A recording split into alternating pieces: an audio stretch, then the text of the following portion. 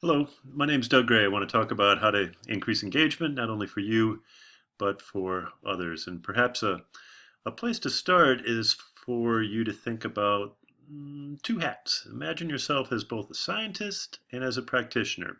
Where are we now? How do I help myself? How do I help others?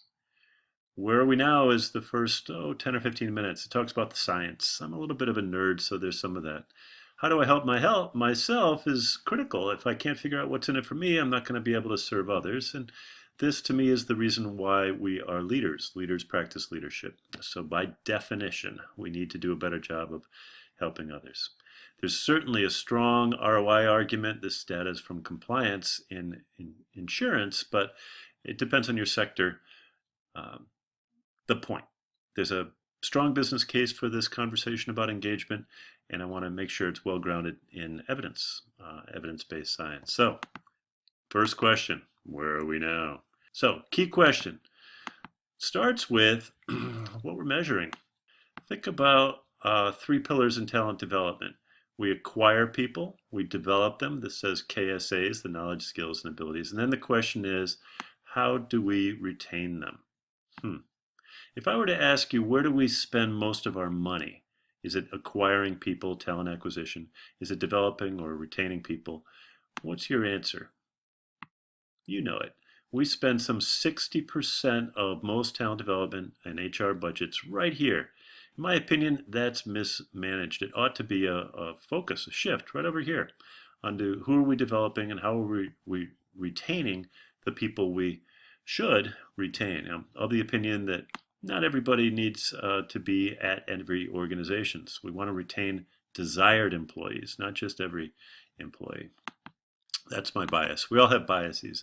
Perhaps you've seen this little image. Now, I don't want to imply that everyone should aspire to be this. It's sort of a measure of digital success or something. The fact is, as physicians know, they're known to be one of the groups that struggles most with burnout, and resilience is a critical topic. When physicians are now obliged to spend 40% of their day providing digital entry into your care and my care and patient care, it's a compliance requirement, but it's frustrating to them. In fact, they would say it's the number one reason for their low levels of engagement. Maybe we need to think about not only how we're working, but how we've evolved in our work structures. So here's an image that invites you to think about the evolution of team structures. You and I were probably raised in this way. You had a manager who reported to another manager. Think about our schooling. Your teacher reported to a principal. Think about every job that you were hired for. It was clear that you needed to know who was going to write your performance review. Well, we've evolved from that. Now we look at our first level of connections, that little web or network of how things are. Who are the people that you truly interact with? An example from IBM. Those people are your first level of connections, and they found at IBM that that group is more critical on your engagement scores than your first level manager. Instead, this person is not as important as all the people that you choose to interact with on a regular basis. Now, what does that mean? If you've got a geographically dispersed business, as IBM does, then you've got somebody in multiple countries or time zones. This is a critical predictor. In fact, screen scraping is a thing.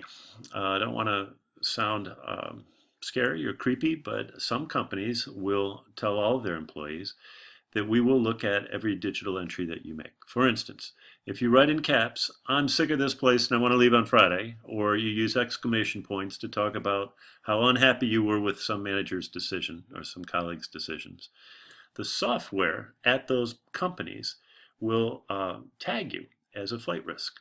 You may not be a flight risk, but they'll tag you as such, inform someone in HR or your manager or whomever, and say, we may want to talk to this person soon. Maybe from an engagement perspective, there's something going on. Other companies, GE is an example, will not do this. In fact, they refuse to.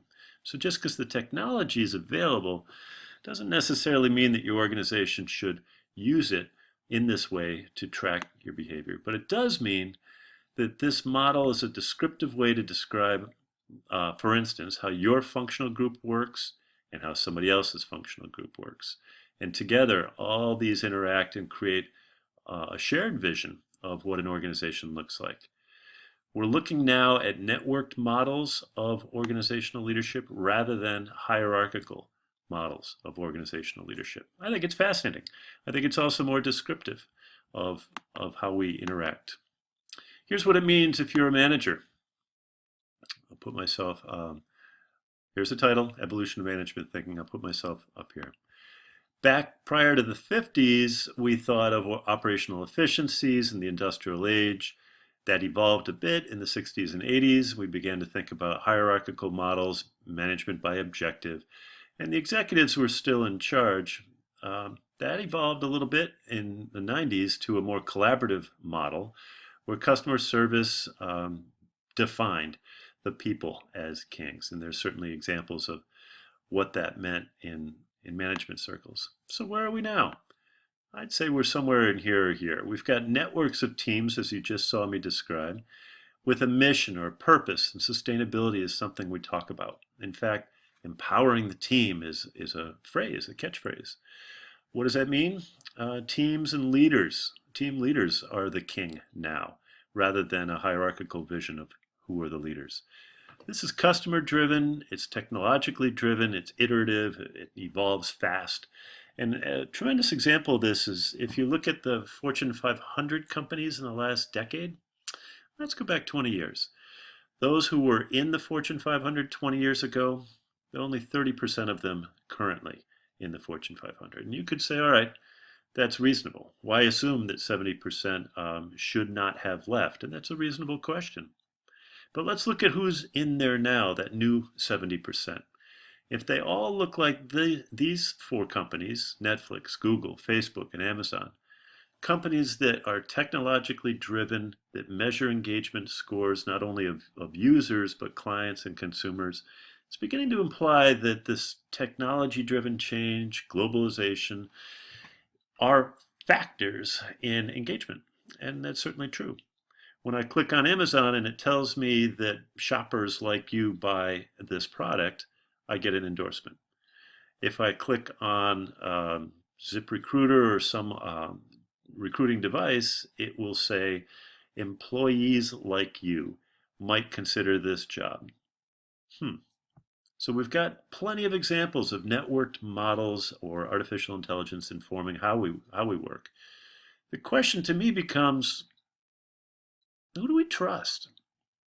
Do we trust our leaders? If we spend a lot of money, for instance, would we trust our leaders? Well, we've in fact done this. We've invested billions. And if you look at the Leadership Confidence Index from our friends at CEB, we'd see it's flat. There is no significant change in our confidence of the leaders. It doesn't require a study or a meta-analysis to find examples of this. If you look on contemporary news examples of our distrust in political leaders, social leaders, religious leaders, there's plenty of examples. So what does that mean if we're investing so much money? Are we investing in the wrong places, or where does engagement come from? Well, we also know from our colleagues at CEB that on average, if you were to invest $3 million per company on leader development, there would be a significant increase, that change in leadership development investment. So we put a lot of money into this idea.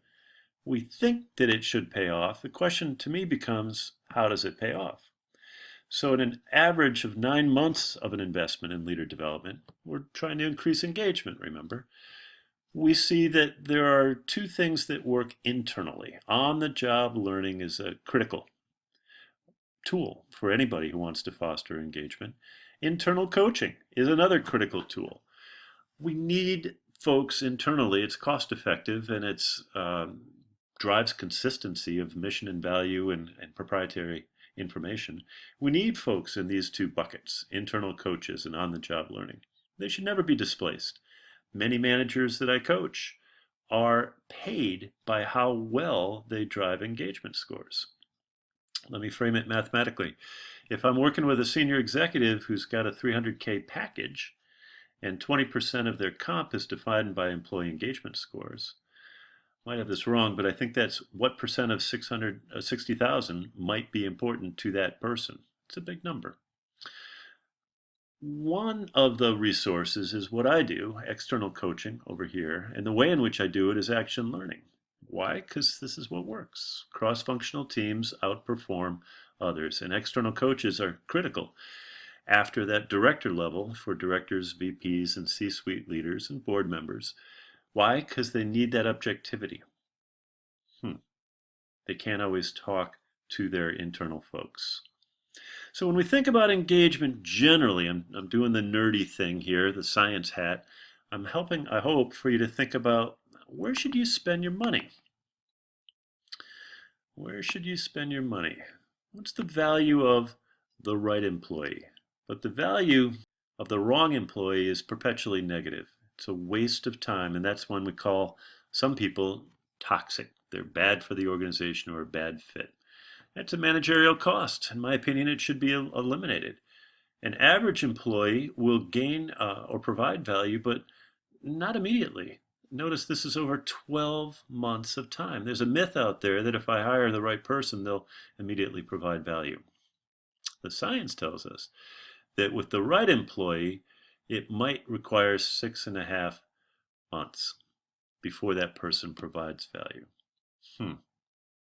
So the science is what we've just focused on. This is the what we know section. And I hope that you can apply some of this to decrease the gap between the current reality, the future reality. What are your next steps? Action leads to learning.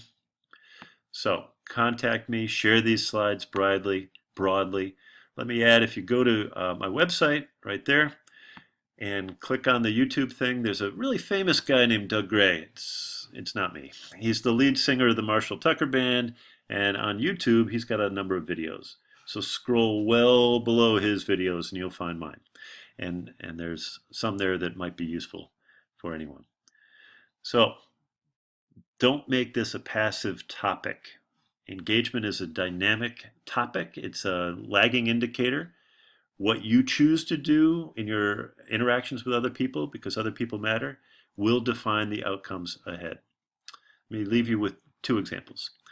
I've got a client who starts every meeting now with an appreciation activity. He uses the specific examples that are true and he uses the names of those people to drive change in his work group. It's had a profound effect. Think of it maybe as an experiment that you could do if you wished ahead. The second example is really so available and ought to be free and easy, but I think we forget it sometimes when we're not acting at our best. The example is to express appreciation for people in the form of gratitude. When I recognize what other people do for which I'm grateful, everything shifts. I'm focused on others, I'm using specific examples, and I'm helping them think of themselves in a better place as well as myself. Expressions of gratitude are the biggest predictor or descriptor of flourishing. If we go back to that first slide, science is over here, practice is over here.